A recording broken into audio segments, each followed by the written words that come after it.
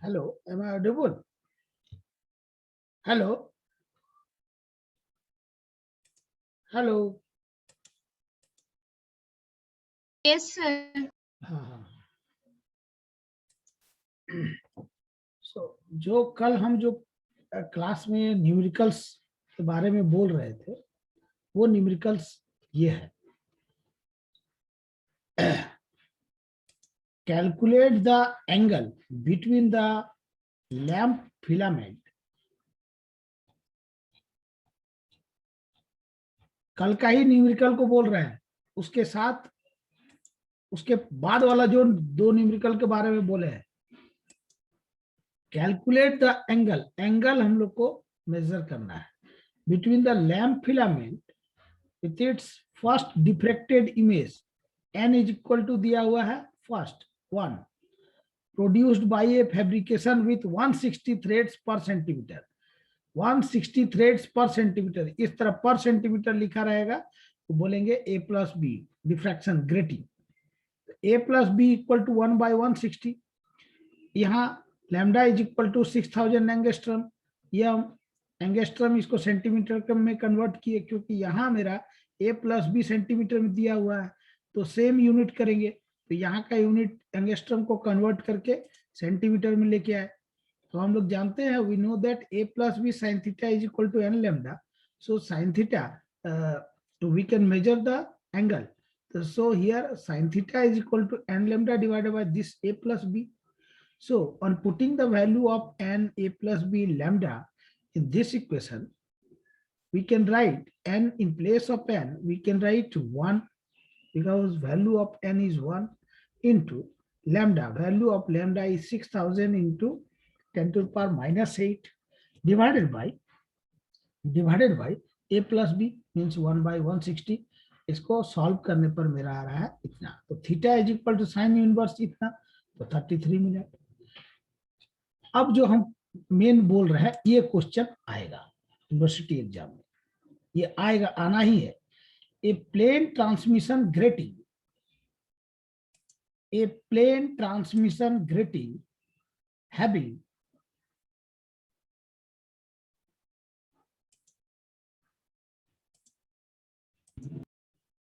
just a minute.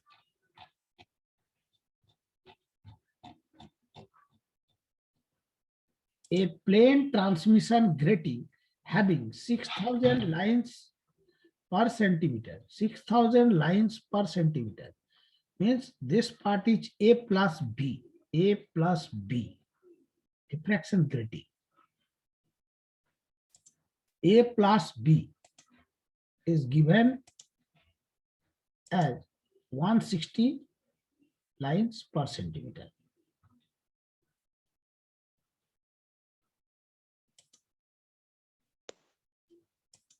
Just wait, just wait. Here a plus b is equal to 1 by 160 is used to obtain a spectrum of light from a sodium lamp in the order second order. Second order means n is equal to 2. Calculate the angular separation. Calculate the angular separation between the two sodium lamp whose wavelengths are, one wavelength is given as 5890 angstrom, means it is, suppose it can be written as lambda 1 5890 angstrom, and second wavelength is 5896 angstrom. Here lambda 2 is equal to 5892 angstrom. So we know that a plus b sin theta 1, because it can be written as sin theta 1, here it is written as sin theta 2, because there are two wavelengths are given. So in this place, a plus b sin theta 1 is equal to n lambda 1. So here we can measure the, calculate the angular separation. Angular means angle, angular separation. So sin theta 1 is equal to this n lambda 1 divided by a plus b is equal to n the value of n is 2 into lambda. Lambda 1 is 5890 angstrom. So it can be converted into in centimeter, because here a plus b is given in centimeter. So 2 into 5890 into 10 to the power minus 8 divided by this, the value of a plus b is 1 by 160, 1 divided by 6000. So it can be calculated, and the value of theta 1 is this part. Again, for this lambda 2, a plus b sin theta 2 is equal to n lambda 2. So sin theta 2 is equal to this n lambda 2 divided by a plus 1. A plus 1. So the value of n is 2 into lambda 2 means 5896 angstrom. 5896 into 10 to the power minus 8. It is converted as a centimeter in the form of centimeter. Divided by a plus b means 1 by 6000. So it can be calculated, and it is found as 45 degree. So the angular separation between two lines, angular separation means the difference between theta 2 and theta 1.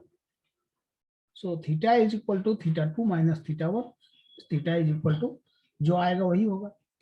यहाँ दिया हुआ है, ये आएगा ही university exam में, ए plane transmission grating जिसमें ए plus B diffraction grating मेरा दिया हुआ है 6000 लाइंस पर centimetre.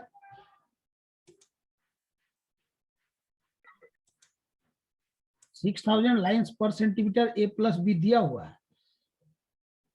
is used to obtain a spectrum of light from a sodium lamp in the second order, n is equal to 2.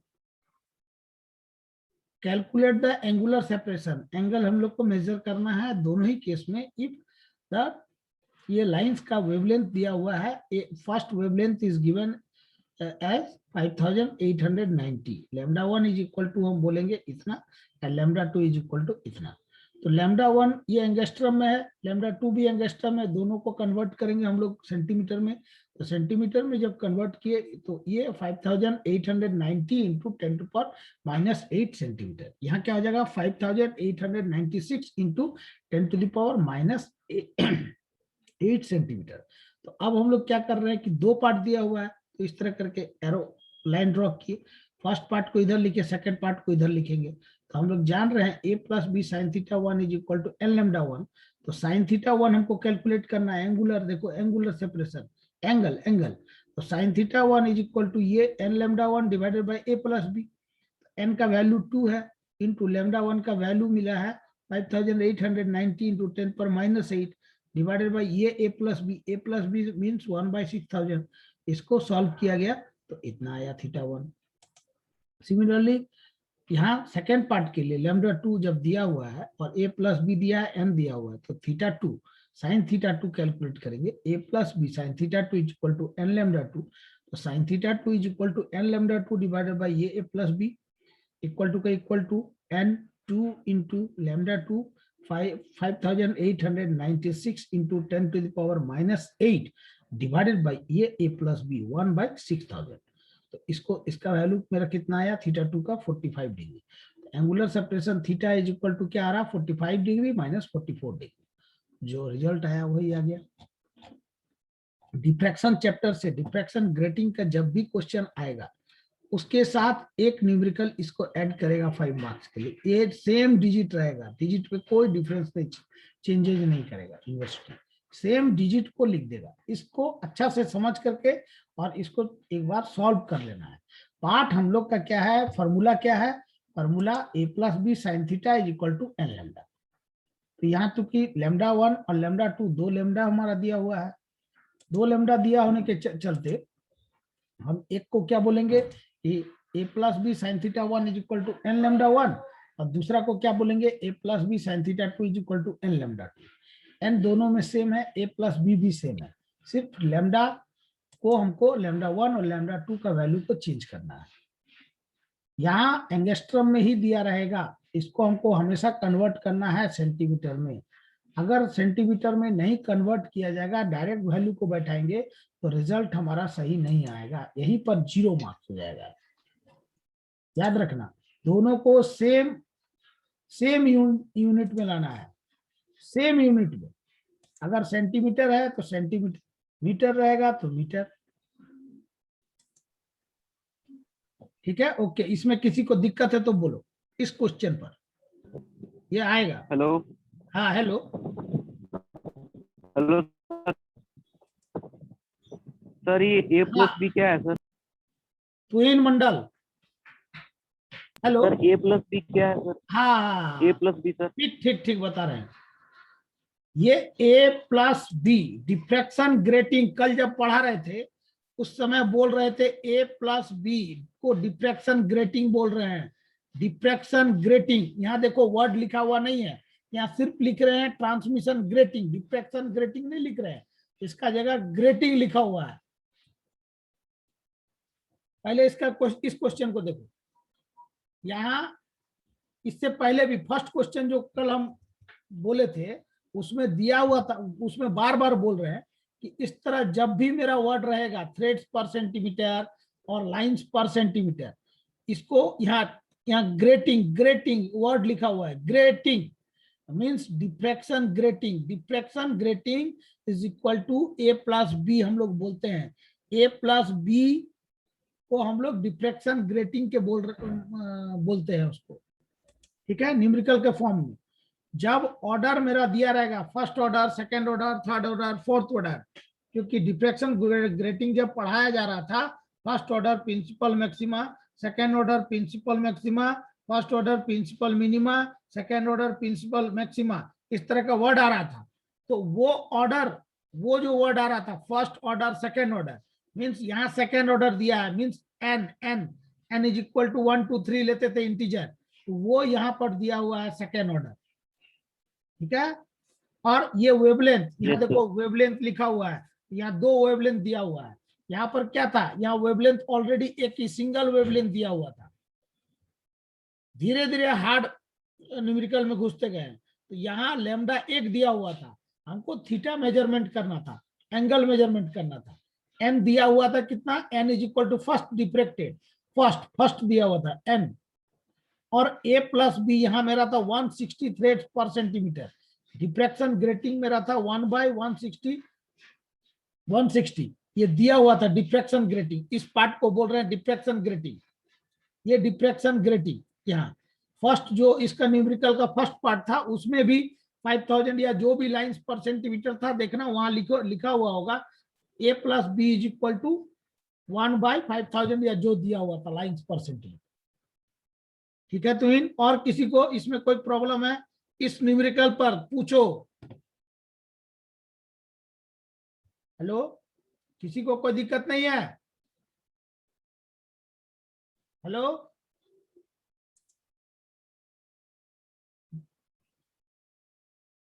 मुस्कान दुबे, कोई problem है इस न्यूमेरिकल में? Muskaan, Muskaan? No sir. No, okay. Prakhar Gupta, प्रखर, प्रखर इस न्यूमेरिकल में कोई प्रॉब्लम है? पूछो प्रखर, यू आर ऑडिबल?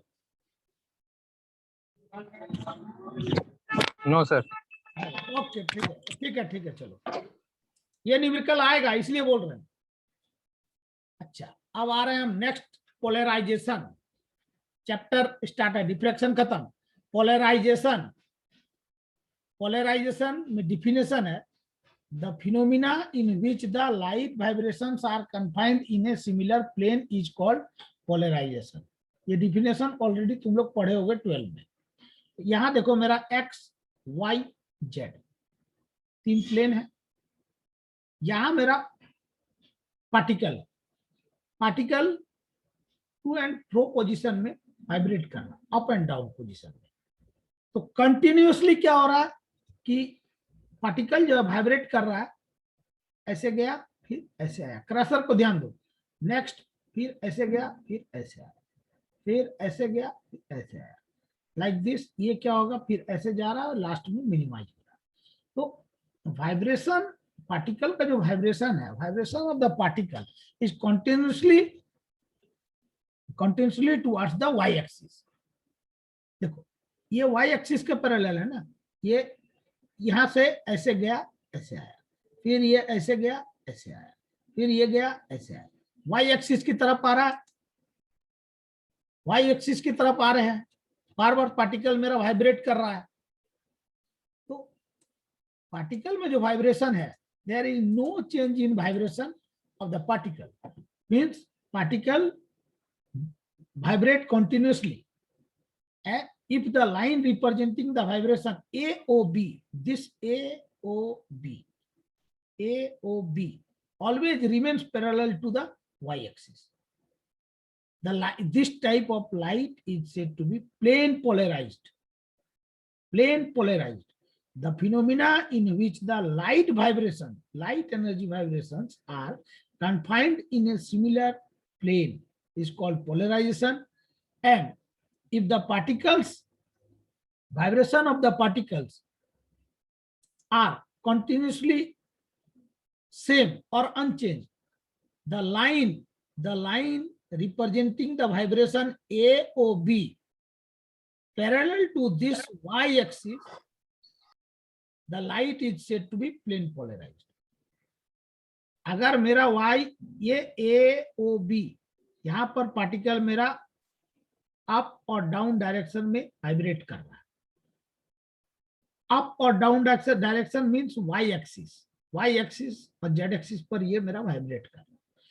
तो ये लगातार इसी एक्सिस पर मेरा वाइब्रेट कर रहा है, ना कि एक्स एक्सिस में भी वाइब्रेट कर रहा है। तो इसी का पैरेलल ये वाइब्रेट कर रहा है। इस तरह का वाइब्रेशन को बोल रहा है, लाइट वाइब्रेशन को बोल रहा है plane polarised. Polariser and analyser, इस वर्ड, ये इस चीज को समझना बहुत जरूरी है।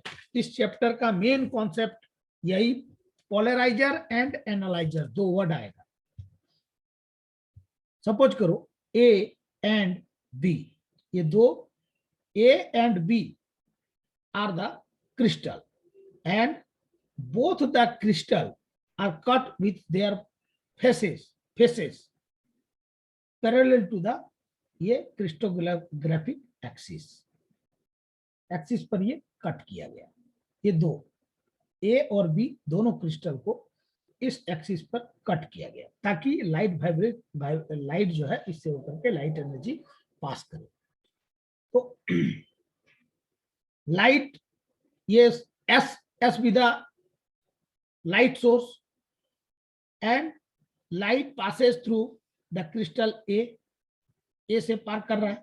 द इमर्जेंट लाइट, जब ये पार किया तो लाइट जो है वो कलर चेंज हुआ। अब क्रिस्टल ए, ये क्रिस्टल ए इज रोटेट, इसको हम रोटेट कर रहे हैं 0 to 360 डिग्री पर, इसको रोटेट किए। रोटेट करने पर जो ट्रांसमिटेड लाइट है, there is the intensity of the transmitted light will no variation. इस ट्रांसमिटेड लाइट में कोई भी इस पर वाइब्रेशन नहीं है, इसका इंटेंसिटी। ए और बी दो क्रिस्टल है और इस क्रिस्टल, ये दोनों क्या है, पैरेलल है। इसका क्रिस्टलोग्राफिक एक्सिस को कट किया गया ताकि यहां से लाइट सोर्स पार हो। एस लाइट सोर्स है, इससे एस लाइट सोर्स से लाइट से निकला, एक क्रिस्टल होते हुए पास कर रहा है। जब पास किया तो यहाँ पर जब हमारा इमर्जेंट लाइट है, ये स्लाइटली कलर्ड चेंज हो रहा है। तो अब हम एक क्रिस्टल को रोटेट कर रहे हैं। This crystal A is rotated to 0 to 360 degree, 0 to 30 किए, 30 to 60, 60 to 90, 90 to 120, like this. इसको 360, 0 to 360 डिग्री तक इसको रोटेट किए। रोटेट करने पर इसमें जो ट्रांसमिटेड लाइट है, इसका इंटेंसिटी में कोई वेरिएशन नहीं आया। अब ये क्रिस्टल ए, इस क्रिस्टल ए को हम यहाँ फिक्स कर दिए। सेकंड फिगर, क्रिस्टल ए को अभी हम फिक्स कर दिए। और क्रिस्टल बी, ये crystal B is parallel to A, is rotated, इसको रोटेट की क्रिस्टल बी को। तो क्रिस्टल बी को जब हम रोटेट किए तो हम देख रहे हैं कि इसका इंटेंसिटी में स्लाइट वेरिएशन आ रहा है। इसको फिक्स किए क्रिस्टल ए को, बी को अब रोटेट करना शुरू किए।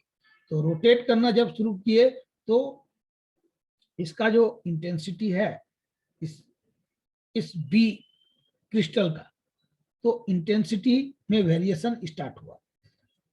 जब क्रिस्टल बी को 90 डिग्री पर ला करके रख दिया गया, इस क्रिस्टल बी को 90 डिग्री पर ला करके छोड़ दिया गया, तो उस केस में देख रहे हैं, means when the crystal B is at right angle to the axis of this crystal A, तो the intensity in the transmitted light becomes 0. Again, this crystal B is rotated, the intensity increases. जब 90 degree में इस crystal B को rotate करके लाया गया तो उसका इंटेंसिटी जो है 0 आ रहा। अब इस बी क्रिस्टल को फिर रोटेट किया गया 92, मान लो 120, 150, लाइक दिस 180। तब धीरे धीरे देखा जा रहा है कि इंटेंसिटी इंक्रीज कर रहा है, और एक समय ऐसा आता है जब इसका इंटेंसिटी मैक्सिमम होता है। कब होगा? जब ए और बी दोनों एक दूसरे का फिर से पैरेलल हो जाएगा, इस तरह ये खड़ा हो जाएगा, इस तरह। तो अब हम बोल रहे हैं कि when the axis of crystal A and B are parallel, when the axis of crystal A and B are parallel, the light transmitted by the crystal B is maximum. When they are perpendicular to each other, जब ये parallel है तो intensity मेरा maximum हो रहा है। जब ये परपेंडिकुलर टू ईच अदर बोल रहे हैं तब क्रिस्टल बी में जो इंटेंसिटी है वो 0 है। देखो ये परपेंडिकुलर रहेगा तो 0 हो रहा है, मीन्स 90 डिग्री। तो क्रिस्टल ए को बोल रहे हैं पोलराइजर और बी को बोल रहे हैं एनालाइजर। यहाँ पोलराइजर एनालाइजर दो ही वर्ड है। पोलराइजर फर्स्ट केस क्या है कि जब ए और बी दो क्रिस्टल है, दोनों क्रिस्टल का ये एक्सिस को हम कट किया गया, हम लोग कट किए क्योंकि यहां से लाइट सोर्स पार हो, एस सोर्स ऑफ लाइट है। जब यहां से लाइट पार हो रहा है तो इमर्जेंट लाइट स्लाइटली कलर्ड होगा, और ये ए क्रिस्टल ए ये रोटेट कर रहे हैं। फर्स्ट केस में, फर्स्ट डायग्राम में क्रिस्टल ए को रोटेट किए 0 to 360 डिग्री। उस समय देख रहे हैं the transmitted light, the intensity in the transmitted light have no change, कोई चेंज नहीं हो रहा। अब सेकंड फिगर, क्रिस्टल ए को हम फिक्स कर दिए। फिक्स करने के बाद अब बोल रहे हैं कि crystal B is crystal B whose axis is parallel to A, parallel to A, और बी क्रिस्टल को रोटेट करना शुरू किए तो इसका जो इंटेंसिटी है ट्रांसमिटेड लाइट का उसमें वेरिएशन होना शुरू हो गया। जब crystal B when the crystal B is rotated at right angle means 90 degree, तो उस केस में इंटेंसिटी ऑफ ट्रांसमिटेड लाइट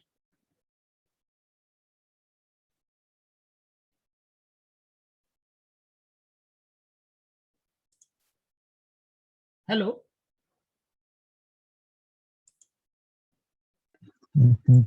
एक मिनट इंटेंसिटी ऑफ ट्रांसमिटेड लाइट, जब ये 90 डिग्री का केस में रोटेट किए, intensity of transmitted light of the crystal B is 0, and when again the crystal B is rotated, the intensity of transmitted light increases,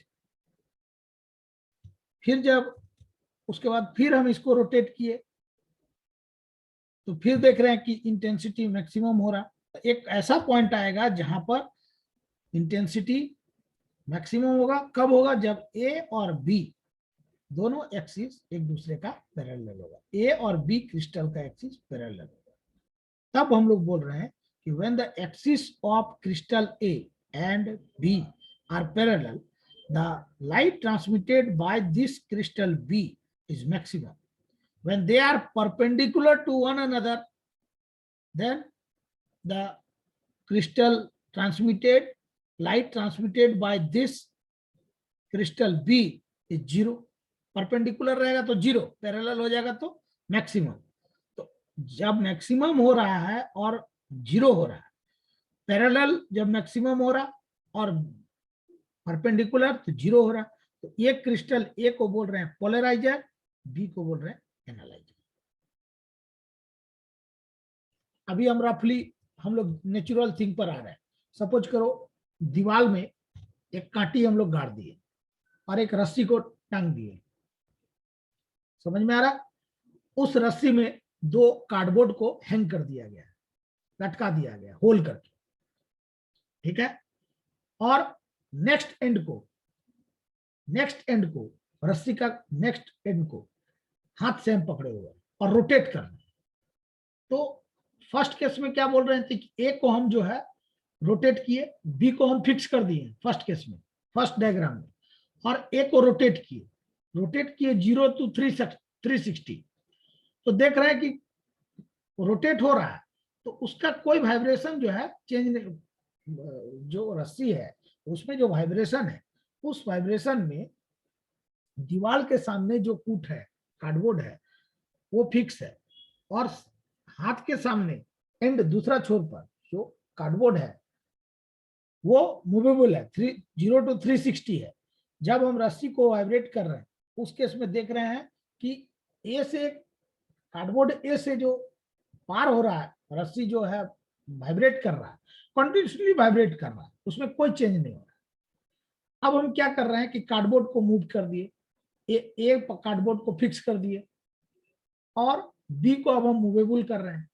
तो एक cardboard को उल्टा कर दिए और उल्टा करके क्या किए, उसको फिक्स कर दिए। फर्स्ट केस में वो मूवेबल था, तो ए को जब फिक्स किए और हम फिर वाइब्रेट करना चाह रहे हैं, तो वाइब्रेट जब कर रहे हैं तो देख रहे हैं कि जो बी क्रिस्टल, जब उसको बी क्रिस्टल को 90 डिग्री में ला रहे हैं, इस क्रिस्टल को, सॉरी सेकेंड वाला दीवार के सामने वाला जब ये है कार्डबोर्ड है, जब उसको हम 90 डिग्री में ला रहे हैं, तो उस समय देख रहे हैं कि इंटेंसिटी जो है उस रस्सी का जो वाइब्रेशन का इंटेंसिटी वो 0 है।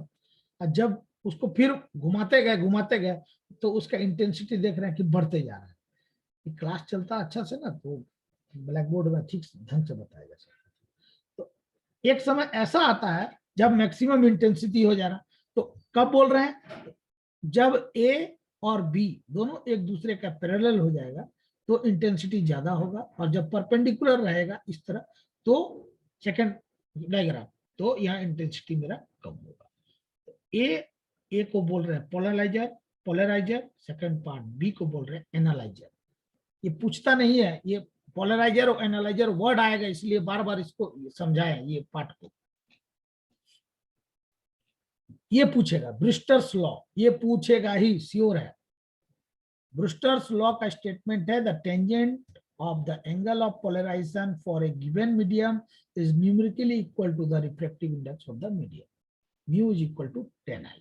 The tangent of the angle of polarization for a given medium is numerically equal to the refractive index of the medium. Refractive index mu is equal to, here given as equal to the tangent of angle of polarization. Tangent means 10 I for angle of polarization. Mu is equal to 10 I. Tangent law, Brewster's law. The tangent of the angle of polarization for a given medium is numerically equal to the refractive index of the medium. Mu is equal to 10i. Here देखो I लिखा हुआ है, mu क्या है? अब यहाँ पर देखो, ये मेरा 2 मीडियम है, here there are 2 medium, and AB AB is the separation level. AB is the separation level of the two medium. Means here this part is rarer path, but this part is denser path.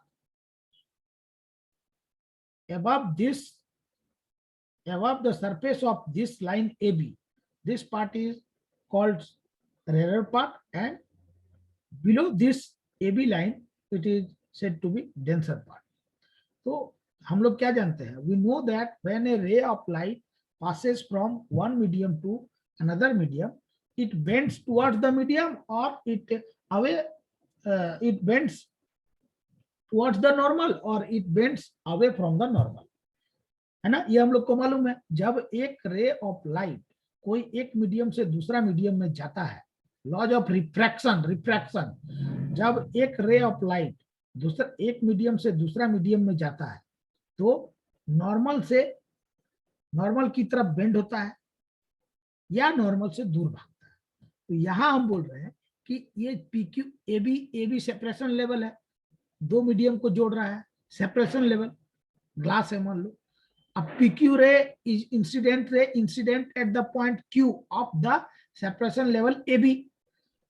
Some part of it is reflected towards the first medium, means QR is the reflected ray, and some of the rays are bends towards this normal, and laws of refraction को यहाँ follow कर रहा है. QS जो है ये ray of refraction है.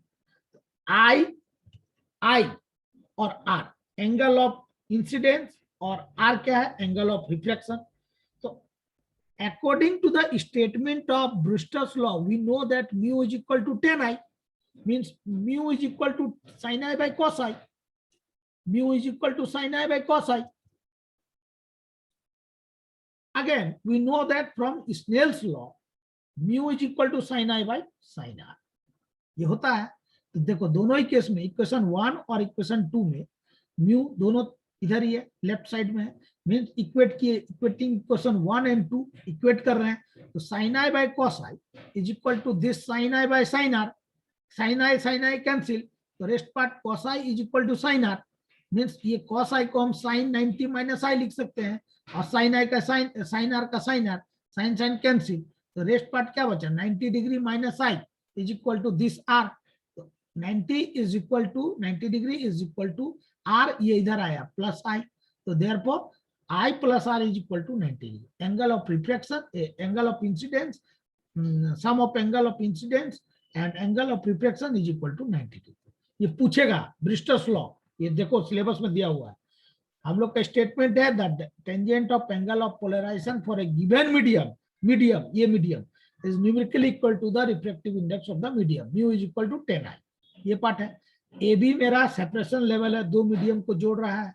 PQ ray incident हुआ Q पॉइंट पर AB लेवल का, और कुछ पार्ट इसका रिफ्लेक्टेड हो रहा फर्स्ट मीडियम में, माने QR is the reflected ray and QS is the reflected ray. I और R angle of incidence, angle of reflection है. तो according to the statement of Brewster's law we know that mu is equal to tan I. So here mu is equal to sin I by cos I. Mu is equal to sin I by cos I.